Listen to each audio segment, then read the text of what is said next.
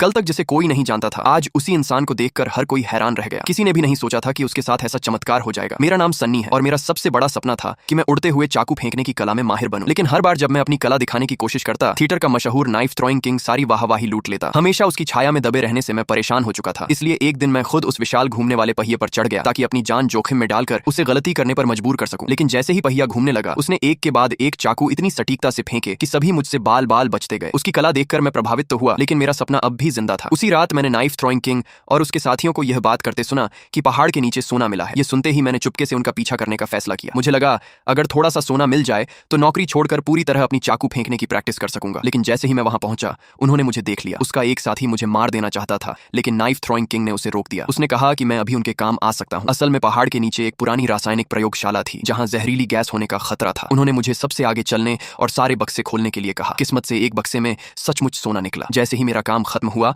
मैं उनके लिए बेकार हो गया। नाइफ थ्रोइंग किंग ने अपने साथी को मुझे खत्म करने का आदेश दे दिया। मैं किसी तरह वहां से भाग निकला, लेकिन तभी प्रयोगशाला से जहरीली गैस लीक होने लगी और वहां मौजूद सभी लोग उसकी चपेट में आ गए। मैं किसी तरह वहां से बच निकला, लेकिन मेरी हालत इतनी खराब हो गई कि मेरे मुंह से झाग निकलने लगा। भागते भागते मैं गलती से हांगकांग जाने वाले एक जहाज पर पहुंच गया। जहाज पर मौजूद लोगों ने मुझे मरता हुआ समझा और समुद्र में फेंक दिया। मैं पूरी रात समुद्र में तैरता रहा। जब अगली सुबह मेरी आंख खुली तो मैंने देखा कि मेरा शरीर पूरी तरह बदल चुका था। मैं चमत्कारिक रूप से लगभग 500 पाउंड का बेहद मोटा इंसान बन चुका था। मैं अभी इस बदलाव को समझ भी नहीं पाया था कि मुझे जोरदार भूख लगने लगी। मजबूरी में मैंने किसी के सुखाए जा रहे मछलियों में से कुछ चुरा ली, लेकिन 2-4 कौर ही खाए थे कि मालिक ने मुझे पकड़ लिया। मैं डर कर वहां से भाग गया। भागते भागते मेरी मुलाकात सड़क किनारे एक खूबसूरत महिला एंकर से हुई। उसने मेरी हालत देखकर दया की और मुझे अपने घर चलने का निमंत्रण दिया। घर पहुंचते ही मैं इतना थक चुका था कि बिस्तर पर लेटते ही